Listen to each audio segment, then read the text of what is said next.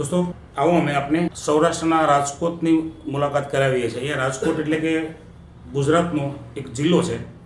રાજકોટમાં એક એવું પરિણામ અમે પ્રાપ્ત કર્યું છે નેટસપની પ્રોડક્ટથી કે જે કેસમાં 15 લાખનો ખર્ચ કરી ચૂકેલો પરિવાર અને 15 લાખ રૂપિયામાં જે પરિણામ નથી એ લોકો મેળવી શક્યા એ પરિણામ એમને નેટસપની પ્રોડક્ટથી એકદમ ટૂંકા સમયમાં અને બિલકુલ નહિવત ખર્ચામાં મેળવ્યું છે। શું નામ છે આપનું? Bhartiben Manoharbhai Rathod, Navalnagar 2, Makanpada, Maria Sadan, Mavdi main road. Mavdi main road ઉપર તમારી સોસાયટી છે, બરાબર? હા। હવે કાકાની કંઈક વાત કરતા હતા તો એમને શું પ્રોબ્લેમ થયેલો અને કેવી રીતે થયેલો? એ મારી બેબીની ઘરે જતા હતા અને એને 4 વ્હીલવાળાની બ્રેક ફેલ થઈ ગયો તો એને પાછળથી એને ઉડાડ્યા એક્સિડન્ટથી। પ્રકાશ મોઢા ત્યાં દાખલ કર્યા, 2 મહિના રહ્યા ઈ તો એને છેથી ઓપરેશન કરતા 2 વાર જીવ વયો ગયો। ઓપરેશન કરતા ચાલુ ઓપરેશન પાછા એને લઈ ગયા અહીંયા ગોકુલમાં તો ઓક્સિજન આની આગળ નહોતું, પછી ત્યાં લઈ ગયા તો ત્યાં રસ્તામાં એવી રીતના થયું ત્રીજી વખત। અને પછી ત્યાં એને છે તે મશીન ઉપર રાખ્યા 21 દિવસ સુધી। 21 દિવસ? હા। અને કોમામાં વહી ગયા તો કોમામાંથી બહાર આવ્યા અને 21 દિવસ ઉપર મશીન ઉપર રાખ્યા, તેમ છતાં એને સારું નહોતું।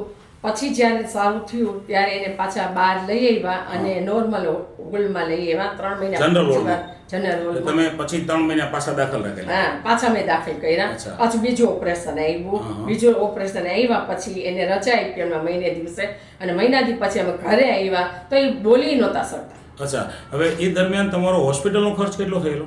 મારે ત્યારે પહેલું ઓપરેશન કર્યું ત્યારે 10 લાખનો થયો, બીજું કર્યું ત્યારે 5 લાખનો થયો। ટોટલ 15 લાખનો ખર્ચ તમે આ કેસમાં કરી ચૂકેલા છો। કઈ જગ્યા ઉપર ઈજા થયેલી છે જરા બાપા? દોસ્તો આપણે જોઈ રહ્યા છીએ કે આ માથાના ભાગમાં ઈજા થયેલી અને માસી એવી વાત કરે છે કે આખો કોમામાં જયેલો કેસ 3 વખત જીવ જઈને પાછો આવેલો છે। ઓકે, પછી મને એમ થયું કે હવે મારે શું કરું, મેં કીધું એટલે પછી મેં છે ને કે રેખાબેનનો વિડીયો જોયો। આ છે રેખાબેન? હા, રેખાબેનનો મેં વિડીયો જોયો। રેખાબેન, તમને શું પ્રોબ્લેમ હતો? મને જમણી સાઈડનું આખું અંગ ખોટું પડી ગયું હતું। અચ્છા। અને કાંઈ હું કામ નથી કરતી, સાવ 7 વર્ષથી આ બેડમાં જ હતી। 7 વર્ષથી? 7 વર્ષથી, બરાબર છે। તો તમને નેટસપની પ્રોડક્ટથી ફાયદો થયો હતો એટલે રેખાબેનનો વિડીયો તમે યુટ્યુબમાં જોયો હતો ચેનલમાં?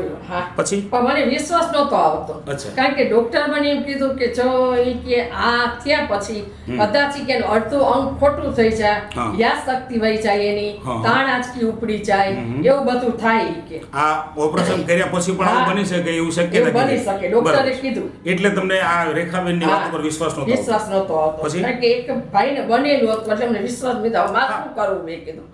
પછી મેં 2 મહિના સુધી તો બહુ મેં વિચાર કર્યો। પછી હું રોજ જોઉં રેખાબેનનું ને વળી મને થાય કરું કે ન કરું, કરું કે ન કરું, અને પછી મને એમ થયું કે ના હવે મને કરવા દે, મેં કીધું। છેલ્લો વિકલ્પ એ જ હતો? હા, છેલ્લો મેં પછી વિમલભાઈને મેં ફોન કર્યો। વિમલેશભાઈ? હા, રેખાબેન હસબન્ડને?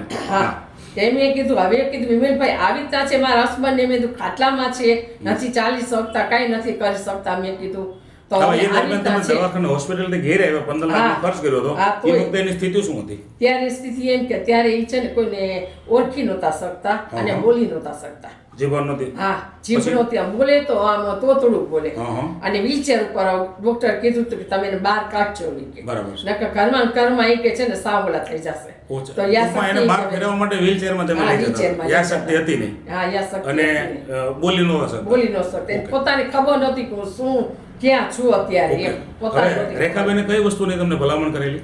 રેખાબેને મને આ પ્રોડક્ટ ની ભલામણ કરી, આ પ્રોડક્ટ જોઈન્ટ કેર કેપ્સ્યુલ? હા, જોઈન્ટ કેર કેપ્સ્યુલ આ પાવડર? આ પાવડર। ઓકે, તો કેટલા સમયથી એમને અપાવો છો? આને હું 1.5 વર્ષ થયા, 1.5 વર્ષ થયા। 1.5 વર્ષ થયા? એક ધારો પાવું છું। હવે એની સ્થિતિમાં સુધારો શું દેખાય છે? સુધારો એટલે બધું એનું કરી લે છે, પોતાનું કામ પોતે સાથે કરી છે, કામ બધું કરીએ છીએ। યાદ શક્તિ આવી ગઈ છે કે જે ડોક્ટરે કીધું તું એ વસ્તુ કઈ થઈ નથી, ખાલી એક જરાક જ હાથ ગલે છે, બાકી કાંઈ કરતા કાંઈ નથી। ઓકે, હવે એ આમ ચાલી શકે છે? ચાલી શકે છે એની મેળે, ઘરમાં તમારું નામ શું છે? મનોહરભાઈ રાઠોડ। શું વાત કરો છો? હવે ચાલીને બતાવો તો કાકા તમે। દોસ્તો, જે વ્હીલચેર વગર ચાલી નહોતા શકતા 15 લાખના ખર્ચ પછી એ વ્યક્તિ આજે છૂટા ચાલી શકે છે। ઓકે, બેસો પાછા તમારી જગ્યા પર।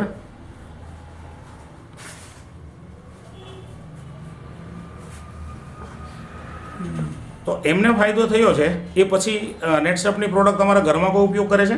હું કરું છું. તમે કઈ કઈ વસ્તુ ઉપયોગ કરો છો? હું આ સ્ટ્રોબેરી અને આપણે નીટ્યુ હાર્ટનું કરું છું. સ્ટ્રોબેરી ને નીટ્યુ હાર્ટ બતાવો. આ બે પ્રોડક્ટની હવે કરું. તમે આ પ્રોડક્ટ શા માટે લીધેલી હતી? મને છે તે મારા હસબન્ડને ફાયદો થયો ને એટલે મને એમ થયું કે હું એ લઉં, કારણ કે મને કામ કરવાનું મન થાય પણ આમ એમ થાય કરું પણ પછી મને મન ન થાય એવું થતું મને. ટૂંકમાં કામ કરવાની ઈચ્છા થાય, ઈચ્છા થાય પણ પછી ઈચ્છા ન થાય. શરીર સહકાર નહોતું આપતું. હા. તમારી ઉંમર કેટલી છે? મારી ઉંમર 64 વર્ષ. 64 વર્ષની ઉંમર છે, એટલે ઉંમર પ્રમાણે શરીર થાકી જતું. થાકી જતું. બરાબર છે. હા. તો હવે આ તમે પાવડરના ડબ્બા કેટલા પીધા છે? મેં લગભગ આ 7-8 પીધા. 7 કે 8? હા. અને પછી આ તમારે ન્યુટ્રી હાર્ટ શા માટે લેવી પડી હતી? મને છે ને હાર્ટનું હતું, મને શ્વાસ ચડતો હતો બીજું? એ મન થતું અને મને છે ને શ્વાસ લઉં ને એટલે મને અડધેથી આખો શ્વાસ આવતો, આખો શ્વાસ ન આવતો, અડધો અચ્છા. આવતો. અડધો પછી શ્વાસ પાછો હા, વળતો હતો. અડધો પાછો વળતો હતો. એનું પછી તમારે મેં તપાસ ક્યાં ડૉક્ટરને કરાવેલી? બતાવ્યું. તો ડૉક્ટરે મને એમ કીધું કે તમારે કે ઓલા આપણે ઓલું કરાવવું પડશે, એન્જિયોગ્રાફી. એન્જિયોગ્રાફી. હા. ખર્ચ કેટલો કીધેલો? એને મને 8,000 નો કીધું, 7 થી 8,000 નો ખર્ચો થાય ઈ કે. પછી? તો પછી મને વિચાર આવ્યો, મેં તો આ શેના માટે હશે કીધું. પછી મેં વિમલભાઈ તાત્કાલિક ફોન કર્યો. હા, બેન રેખાબેન હા, હસબન્ડ. husband. ઓકે. અને એને મને 3 મહિનાની ગોળી લખી આપી. મને કે 3 મહિના આ તમે ન્યુટ્રી ખાઓ. હાર્ટ. ના, એની બીજી એક ડોક્ટર. અચ્છા, હા. હા, તો હા. એ 3 મહિના મેં ખાધી તો મને કઈ ફેર ન લાગ્યો. હમ. પછી મેં વિમલભાઈને વાત કરી. વિમલભાઈ ક્યાં છે એ કોર્સ તમે પૂરો કરી લ્યો, પછી જોઈએ આપણે કે આગળ વધી ઈ કે. હમ. તો એ ગોળી પૂરી થઈ ગઈ એટલે પછી મેં વિમલભાઈને ફોન કર્યો. વિમલભાઈ કે તમે આ ચાલુ કરતી હોય કે. ડોક્ટરને દવા પૂરી કરી, ફરક ન પડ્યો, પછી હા. તમે ન્યુટ્રી હાર્ટ ચાલુ કરી. હા ચાલુ અને કર્યું. કેટલા આનાથી પેકેટ મને કેટલા ઘણો પેકેટ ફેર છે. પીધા? આમે લગભગ 6-7 જેટલા પેકેટ પીધા. ટૂંકમાં 3.5 મહિના જેટલો કોર્સ તમે કરી નાખ્યો છે, બરાબર છે? કરી નાખ્યો છે. હા. હવે કેવું લાગે છે? ના, હવે સારું લાગે છે. હવે દવાખાને જવાની જરૂર લાગે છે? ના, હું ગઈ જ નથી પછી. પછી ગયા જ ના, પછી હું ગઈ નથી? પછી આમ ઘરકામ કરવામાં ઘરકામમાં બધું કામ કરું છું.